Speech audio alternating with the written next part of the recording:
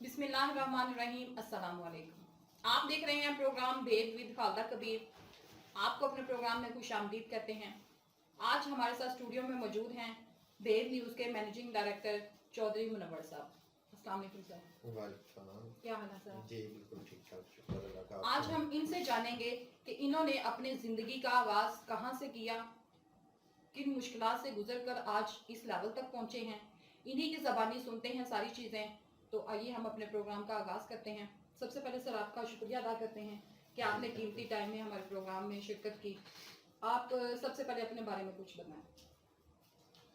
जी basically मेरा तल्लक narwhal से है।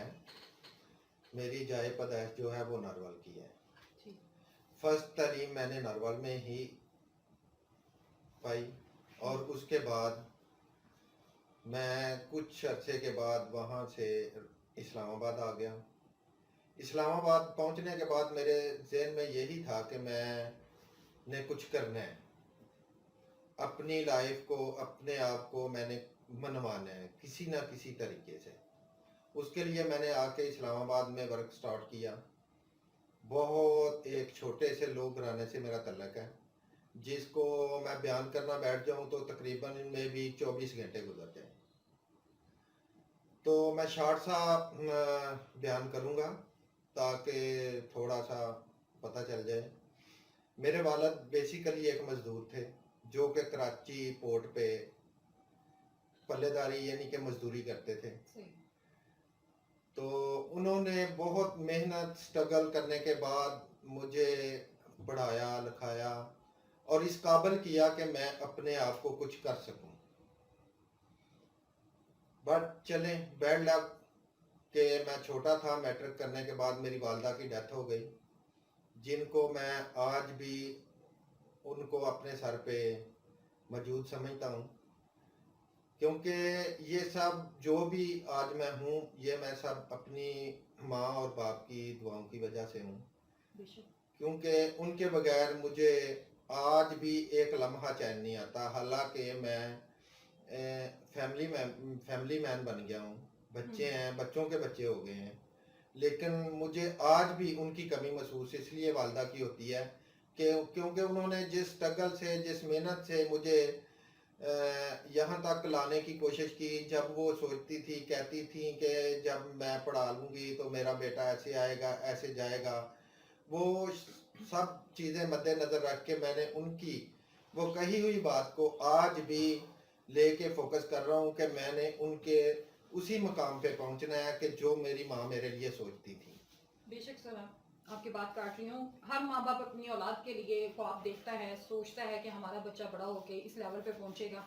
आपने अपनी वर्किंग का आगाज कब से और कहाँ से शुरू किया था, मतलब कौन से साल से आपने? मैंने 89 से अपने वर्किंग का स्टार्ट लिया, गाँव से लिया था, जो कि एक मजदूरी लेवल का काम था।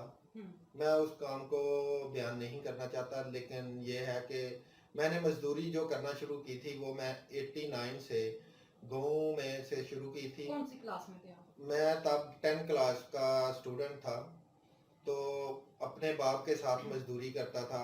क्योंकि मेरे बाप कराची से वापस आ गए थे गाँव। वापस आने के बाद उन्होंने आके गाँव में मजदूरी स्टार्ट की, फिर मैंने उनके साथ मजदूरी स्टार्ट की। वो मेरे, क्योंकि मुझे नज़र आ रहा था कि हम किस पोजीशन में हैं, तो मैंने अपने बाप का हाथ बटाना शुरू कर दिया ताकि उनको कुछ ना कुछ, हम दो भाई हैं और माशाल्लाह छोटा भाई मेरा बहुत छोटा था जब हमारी वालदा की डेथ हुई है, तो वो इस काबिल नहीं था कि काम कर सके, तो मैं उस काबिल था। 17-18 साल की एज में था, मैंने काम स्टार्ट किया वालिद साहब के साथ, ताकि मैं अपने वालिद को हाथ बटा सकूं और उनको इस चीज़ का एहसास दिलाऊं कि मेरे साथ मेरे बेटे जो हैं वो मिल गए हैं। चलें सर, ये तो आपने एक चीज़ और यहाँ पे मिस कर दी है कि आप दो भाई और बहनें कितनी हैं आपकी? हाँ, हम 10 बहन भाई हैं, जिनमें से 8 बहनें हैं और 2 भाई हैं। और सबसे बड़ी जो बहन है उसने हमें माँ की तरह पाला है और माँ का प्यार दिया है। और आज भी हम सब बहनों को भूल सकते हैं, लेकिन उस बड़ी को नहीं भूल सकते, क्योंकि उसने हमें प्यार वो दिया जो एक माँ दे सकती है। चाहे वो बहन है, लेकिन उसने हमें माँ वाला प्यार दिया है, और उसी वजह से आज उसी की दुआओं से और उसी के स्ट्रगल से, उसी की मेहनत से आज मैं यहाँ पे बैठा हूँ। और मैं सब भाइयों से ये रिक्वेस्ट करता हूँ कि सब अपने बहन भाइयों, अपने माँ बाप के कहने पे चलें, ताकि उनको भी अवेयरनेस मिले कि हम कुछ करना चाहते हैं। सही सर, नारोवाल से इस्लामाबाद का सफर कैसे शुरू हुआ, मतलब आपने यहाँ मेरे एक चाचू थे, वो यहाँ पे सीडीए में जॉब करते थे। हम्म, सबसे छोटे चाचू हैं मेरे, आज भी माशाल्लाह जिंदा सलामत हैं। माशाल्लाह।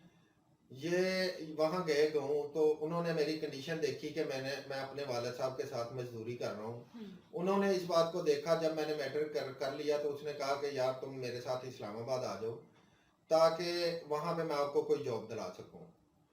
तो जैसे वो मुझे लेके आए तो उनका ड्यूटी जो थी, पीपल्स पार्टी का दौर था 91 में। सही। जब वो यहाँ आए तो उनकी ड्यूटी थी सेक्रेटरीट में। उन्होंने किसी की सिफारिश करवा के या किसी की मिन्नत करके मुझे जॉब दिलवा दी मिनिस्ट्री ऑफ इंफॉर्मेशन में। मैं एक टेक्नीशियन था, आईटी का मैंने किया हुआ था, डिप्लोमा किया हुआ था, तो मुझे आईटी की जॉब मिल गई चाचू के स्ट्रगल से। और मैं वो वहाँ पे जॉब स्टार्ट की 95 में, और 95 से लेके 98 तक मैं जॉब करता रहा। जैसे ही हुकूमत चेंज हुई, नून लीग की हुकूमत आई, तो उन्होंने जो पीपी के रखे हुए लोग थे उनको वहां से फारिग कर दिया। उनमें से मैं भी एक शामिल था। सही। अच्छा सर, आपने 95 तक जॉब, 95 से 98 तक आपने जॉब की। उसके बाद आपने अपना कारोबार स्टार्ट करना शुरू कर दिया। उसके बाद मैंने आईटी का, मैं इंजीनियर होल्डर था, मुझे एक जॉब मिल गई एक चौधरी एंड सन्स वालों में। मैंने उनसे जॉब करना मुनासिब ना समझा मैंने उनसे कांटेक्ट लेने शुरू कर दिए, ताकि मैं जॉब के हक में नहीं रहा था। जब मुझे जॉब से छुड़ाया गया, मैंने उसके बाद अपना काम शुरू किया, मैंने उनसे कांटेक्ट लेने शुरू कर दिए। मैंने इस्लामाबाद, पिंडी, लाहौर, कराची, पेशावर, बहुत जगह पे जाके आईटी का काम किया, जिस वजह से मेरा एक नाम था आईटी में। बिलू एरिया में हमारा वो एक ऑफिस था, आईकॉन्स के नाम से, उनके साथ मैं अटैच था, उन्हीं के साथ मैं काम करता था। और वहीं से मेरा जो अपना बिजनेस वाला माइंड था, वहीं से मेरा माइंड बना।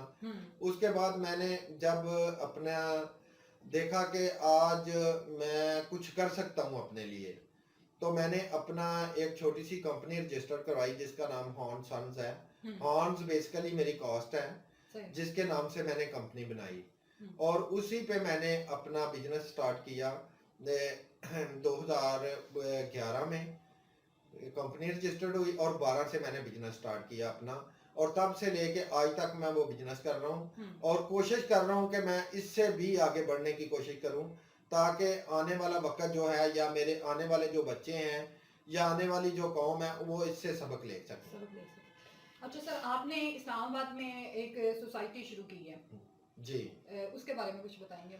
जी, मेरा एक ख्वाब था कि मैं क्रिश्चियन कम्युनिटी के लिए कुछ कर पाऊँ। मैंने एक ग्रीन लैंड के नाम से सोसाइटी शुरू की है, ये इस्लामाबाद में रवात के पास।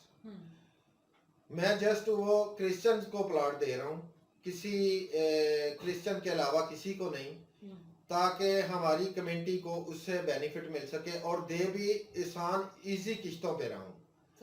कि मैं छोटा सा एक प्रोजेक्ट है, मेरा एक ख्वाब है, जो मेरा बाप ने मुझे सिखाया था कि अपनी कौम के लिए कुछ ना कुछ करना चाहिए। तो मैं उस ख्वाब को लेके आज इस स्टेज पे पहुंचा हूँ कि छोटा सा ये मेरा ख्वाब पूरा हो, और वो अल्लाह पाक ने पूरा किया है, और मैं अपनी कौम के लिए वो जो भी कर सका वो करूँगा। चलो सर, अल्लाह पाक आपको आपके मकसद में कामयाब करे। तो अभी यहाँ पे क्रिसमस के हवाले से आप क्या कहना चाहेंगे, अपनी कम्युनिटी को क्या पैगाम देंगे? मैं अपनी पूरी कम्युनिटी को मेरी तरफ से क्रिसमस की ढेर सारी मुबारकें हूँ, और सबके लिए खुशियों का दिन हो, और सब खुशियों से गुजारें। अच्छा सर, आपने जहाँ पे ये प्रॉपर्टीज का काम शुरू किया वहीं पे आपने न्यूज़पेपर का काम भी स्टार्ट किया, जी तो उसके बारे में बताएं कि आपने भेद न्यूज़ चैनल अब बना है, तो आपने उससे पहले भेद न्यूज़पेपर बनाया था, तो जी कब बिल्कुल। कब मैंने और कहाँ से 2000 स्टार्ट हुआ था? मैंने ये 2013 में न्यूज़पेपर हायर किया, हम्म जो कि जवेद इकबाल गिल साहब थे, मुल्तान से ये छप रहा था। हम्म मेरे उनसे मुलाकात हुई, उन्होंने मुझे कहा कि यार ये पेपर है तो आप इस पे काम करें। मैंने 2013 से उस पे वर्क शुरू किया। हम्म उसके बाद कुछ ऐसे मामला आए कि मैंने ये पेपर जो है उनसे परचेज कर लिया। परचेज किया। ठीक है। उसके बाद वो बेचारे हैं, आज भी वो हमारे सर पे हैं और हम उनका नाम हमेशा तक जिंदा रखेंगे, ताकि वो हमारे लिए ये ख्वाब लेके आए तो हमने उस ख्वाब को आगे बढ़ाने की कोशिश की। उसके बाद हमने सितंबर 10 को अपने यूट्यूब चैनल का आगाज किया, उसी नाम से, बेद के नाम से। ये तो सर न्यूज़पेपर कौन-कौन से सिटीज में है? ये न्यूज़पेपर इस्लामाबाद, रावलपिंडी और लाहौर, मुल्तान से ये अभी चल रहा है, और फर्स्ट से ये दोबारा कंटिन्यू होगा इस्लामाबाद से। इस्लामाबाद रावलपिंडी से 1 जनवरी 2021 से स्टार्ट कर रहे हैं। ठीक है सर। और अब थोड़ी सी हम बात करें सियासत के हवाले से, तो आपने तो तकरीबन 3 हुकूमतें देखी हैं, पीपल्स पार्टी से लेके नवाज शरीफ, और उसके बाद फिर अब पाकिस्तान तहरीक इंसाफ तक पहुंचे हैं आप। जी जी। तो आप बताएं कि अभी जो हमारी मुल्क की सूरत हाल है, जो मैशत की सूरत हाल है, वो आज कहाँ पे खड़ी है, और उससे पहले जो मुस्लिम लीग की हुकूमत थी उसमें कहाँ थी, और जो उससे पहले पीपल्स पार्टी की हुकूमत थी उसमें क्या, मतलब आप इन तीनों हुकूमतों में क्या फर्क देखते हैं? जी, मैं ये जो अभी हुकूमत चल रही है, मैं इसकी फेवर में जाऊंगा, क्योंकि बिजनेस पॉइंट पे बहुत अच्छा काम कर रही है और हमारी जो इकानमी है इससे बढ़ेगी, और अल्लाह पाक इसको बहुत दूर तक लेके जाएगा। अगर यही हालात चलते रहे, महंगाई जरूर है, आज महंगाई का हमें फील हो रहा है, हाँ, लेकिन आने वाला वक्त जो होगा वो हमारे लिए बहुत बेस्ट होगा। मतलब आप समझते हैं कि ये हुकूमत ऐसी पॉलिसीज अपना रही है कि जिससे आने वाले दौर में बेहतरी हो सकती है। ठीक है, एक बिजनेसमैन के हवाले से कारोबारी सूरत हाल इस हुकूमत में कैसी रही? जी, इस हुकूमत में बहुत सारी दरपेश मुश्किलात आई, जिसकी वजह से अब बिजनेस जो है वो स्टैंड ले रहा है। तो अल्लाह पाक बेहतर करेगा, बहुत जल्द अपनी पोजीशन पे आ जाएगा बिजनेस। अभी देखें, जब कोई एक स्टेप चेंज होता है ना, तो उसके लिए थोड़ी सी मुश्किलात होती हैं। तो इस हुकूमत ने कुछ ऐसे स्टेप थे जो बिजनेस के चेंज किए, तो उसकी वजह से जो था बिजनेस कुछ लिंक डाउन हुआ, कुछ कोरोना ने इसको आके बिजनेस का सत्यानाश कर दिया। उसके बाद अभी फिर से दोबारा कंटिन्यू होना शुरू हो गया, और अल्लाह पाक बहुत जल्द अपनी मंजिल तक लेके जाएगा इसको, इंशाल्लाह। उम्मीद कर सकते हैं हम। आपकी जिंदगी का मकसद क्या है सर? मेरी जिंदगी का कोई ऐसी ख्वाहिश हो जो आपकी पूरी ना हुई हो? अल्लाह पाक ने जिंदगी की पूरी ख्वाहिशात पूरी की हैं। मेरी अब यही दुआ है कि हम कोई अच्छा काम करें जो कि हमारे आने वाली नस्ल हमें याद कर सके, और हम किसी के मुंह से अपनी ऐसी बात ना सुने कि हमारे साथ ये गलत हुआ था, हमारे होते हुए कि हम जो भी करें बिल्कुल सिंसियर एंड फेयर होके करें। ठीक है सर, और हमारी न्यू जनरेशन को क्या पैगाम देना चाहेंगे? कि मैं सबको एक ही पैगाम देना चाहता हूँ, खासकर बच्चों को, कि वो अपने वालिदैन की रिस्पेक्ट करें, अपने माँ बाप की केयरफुली करें। आज वो दौर है कि कोई बच्चा, कोई औलाद जिसकी शादी कर लेते हैं, वो अपने माँ बाप को फौरी तौर पे भूल जाते हैं, उनको देखना भी गवारा नहीं करते, जबकि उन्होंने ही उनको लेके बचपन से लेके बड़ा होने तक वही लेके आते हैं, और पता नहीं कौन कौन सी मुश्किलात से गुजर के उनको पालते हैं, संभालते हैं, और उनके लिए क्या कुछ सोचते हैं ये माँ बाप से बेहतर कोई नहीं जानता। बिल्कुल ऐसे ही है सर। बहुत शुक्रिया सर आपका, और उम्मीद करते हैं कि इस प्रोग्राम के ज़रिए से, आपके एक्सपीरियंस से, आपकी ज़िंदगी के तजुर्बात से हमारी आने वाली नस्लें जो हैं, हमारे जो न्यू जनरेशन है, या जो हमारे लोग वर्किंग में हैं, जो अपनी ज़िंदगी का कुछ टारगेट बना के बैठे हैं, कुछ सोच के बैठे हैं कि हमने अपनी ज़िंदगी में कुछ हासिल करना है, वो बहुत कुछ सीखेंगे आपके इस इंटरव्यू से। और आपके एक्सपीरियंस शेयर करवाने का मकसद भी मेरा यही था कि लोगों को पता चले कि आज हमारे पास कुछ नहीं है, लेकिन आने वाले वक्त में हम बहुत कुछ हासिल कर सकते हैं। इसी के साथ ही आपसे इजाजत चाहूंगी, इजाजत दीजिए, अल्लाह हाफिज। जी अल्लाह।